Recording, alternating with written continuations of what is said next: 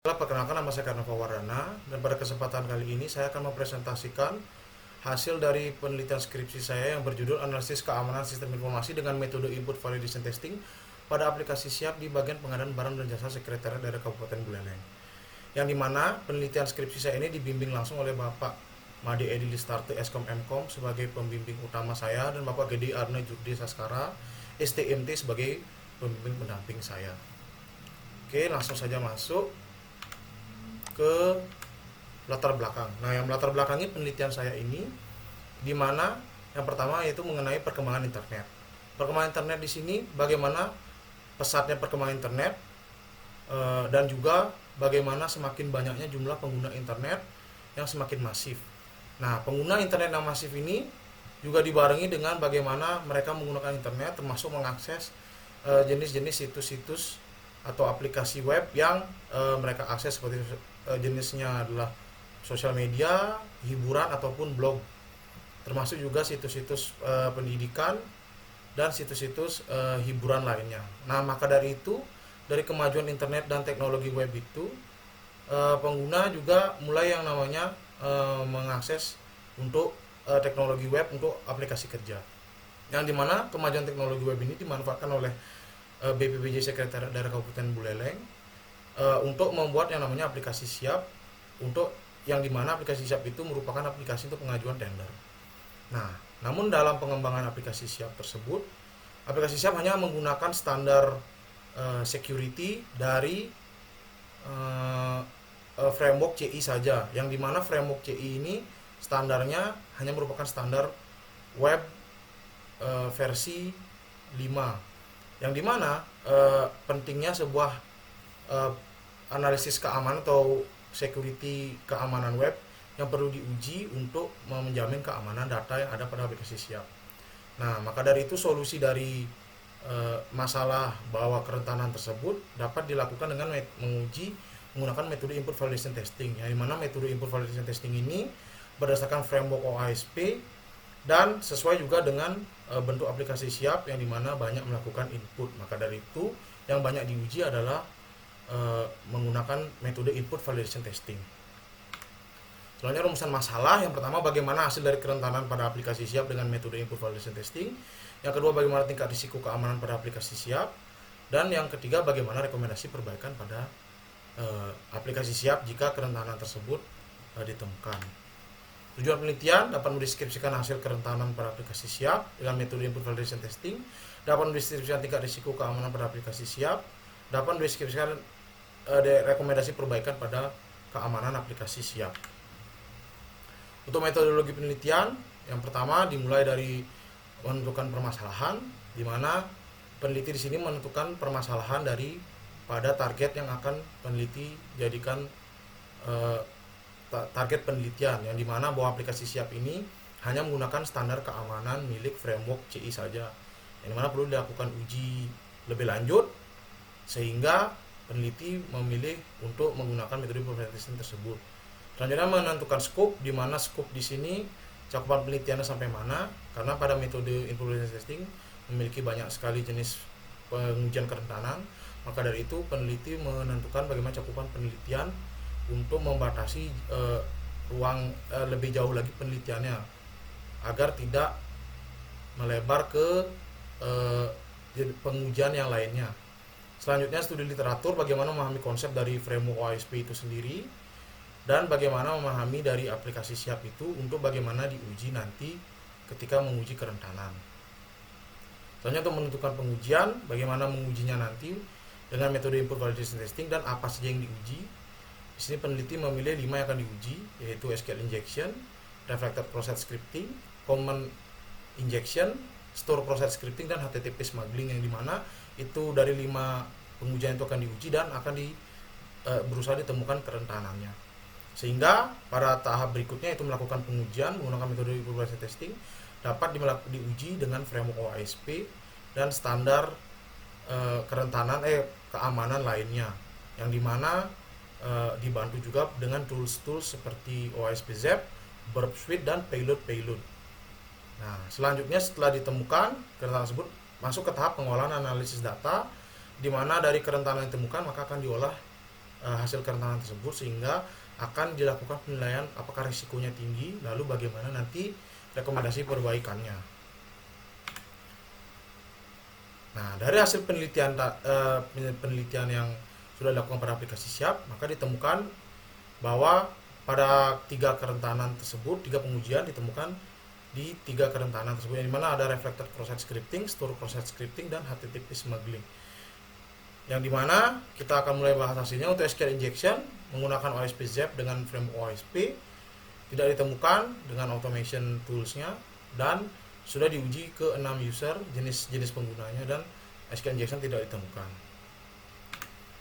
Selanjutnya juga menguji secara manual untuk memastikan apakah memang tidak ditemukan atau memang tidak ada. Ternyata setelah diuji dan diteliti secara manual, tetap saja untuk kerentanan SQL injection tidak ditemukan.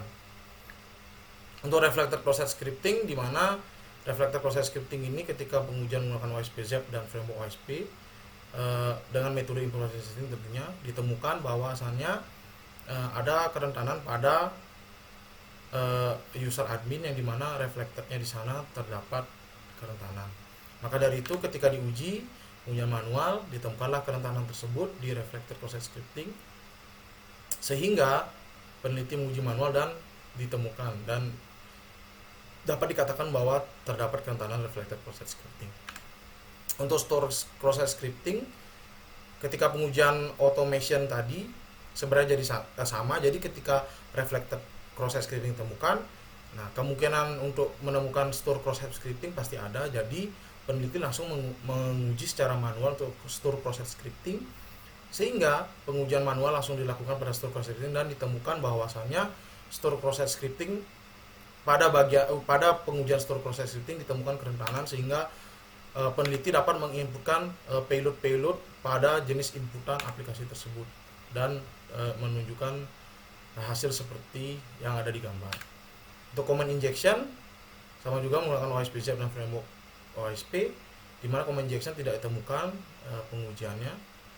Dan HTTP smuggling di sini merupakan kerentanan dengan pengujian yang lebih advance, di mana untuk OSP sendiri menyediakan OSP framework, hanya pada pengujiannya OSP tidak menyediakan toolsnya. Jadi saya menggunakan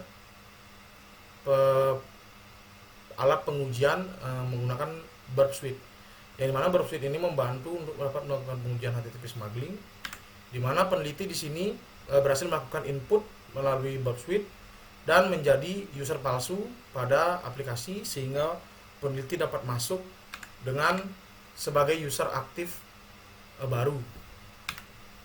Selanjutnya, untuk setelah ditemukan kerentanan, kita akan menilai risk ratingnya atau bagaimana risikonya. Nah, yang dimana dari 3 kerentanan telah ditemukan, yaitu store process scripting, reflected cross-site scripting, dan HTTP smuggling, maka akan diuji bagaimana risk ratingnya. Nah, sini untuk store process scripting memiliki nilai sekian. Nah, ini merupakan threat agent factor, di mana threat agent factor ini untuk dapat menilai bagaimana likelihood pada risk rating nantinya, bersamaan juga dengan vulnerability factors. Nilai ini peneliti dapat dari proses pengujian, karena untuk likelihood itu berdasarkan pengujian dari peneliti. Sementara untuk nilai likelihoodnya adalah sebagai berikut, di mana HTTP smuggling yang paling tinggi yaitu 6,1, yaitu berarti sangat berbahaya jika memang terjadi kerentanan terjadi penyerangan di HTTP smuggling. Untuk reflected 4,75 dan store process scripting juga lumayan nilainya, itu 5, yaitu di medium. Selanjutnya untuk menilai technical impact factor. Nah, technical impact factor di sini nilainya berdasarkan bagaimana aplikasi itu merespon secara teknis, apakah errornya berat atau tidak. Nah, dari 3 kerentanan tersebut dapat dilihat sebagai berikut. Nah, ini untuk business impact factor, nilai dari reputation damage, financial damage dari 3 kerentanan tersebut juga sudah didiskusikan kepada narasumber, sehingga ditemukan nilai impact sebagai berikut. Jadi nilai impact tadi itu berdasarkan daripada respon aplikasi ketika diuji kerentanan dan juga respon dari narasumber. Yang dimana selanjutnya itu saran perbaikan. Yang pertama, untuk store proses scripting dapat dilakukan filter pada input, misalkan untuk menginput nomor HP sebaiknya hanya bisa mengirimkan angka saja, atau ketika menginputkan nama hanya boleh nama dan mungkin beberapa karakter saja seperti titik atau koma. Untuk memasukkan gelar tidak boleh mungkin ada karakter-karakter lain, bisa dilakukan filter seperti itu. Untuk reflected sepertinya bisa diatur dengan HTTP only untuk mencegah cookie sessionnya tercuri, lalu dapat nanti diinputkan script berbahaya, itu dapat diatur. Lalu untuk HTTP smuggling, bagaimana aplikasi harusnya mengatur bahwa sebenarnya selain daripada admin yang aktif atau pengguna dari admin, selain itu tidak boleh dapat melakukan request. Kesimpulannya, yang pertama, aplikasi siap terdapat kerentanan pada 3 pengujian dari 5. Yang pertama store process scripting, kedua reflected, ketiga HTTP smuggling. Nah, dari nilai risiko tersebut cenderung memberikan indikasi bahwa pada kerentanan store process scripting dan reflected itu medium, namun HTTP smuggling cenderung kepada nilainya tinggi. Yang ketiga, perbaikan dapat dilakukan menyangkut bagaimana akses pembaruan keamanan, sehingga penyaringan pada input itu nggak dianggap request lagi, maksudnya lebih diperbaiki lagi untuk filter daripada inputan aplikasi siap. Untuk saran, penelitian dapat pengujian secara manual atau automation dapat menjadi acuan untuk perbaikan peningkatan keamanan pada aplikasi siap. Selanjutnya adalah peneliti selanjutnya yang jika ingin mengambil topik serupa, maka dapat menggunakan OSP Top 10 versi terbaru, di mana lebih relevan dengan kondisi saat ini. Lalu juga para celah keamanan dan toolsnya lebih ditingkatkan lagi.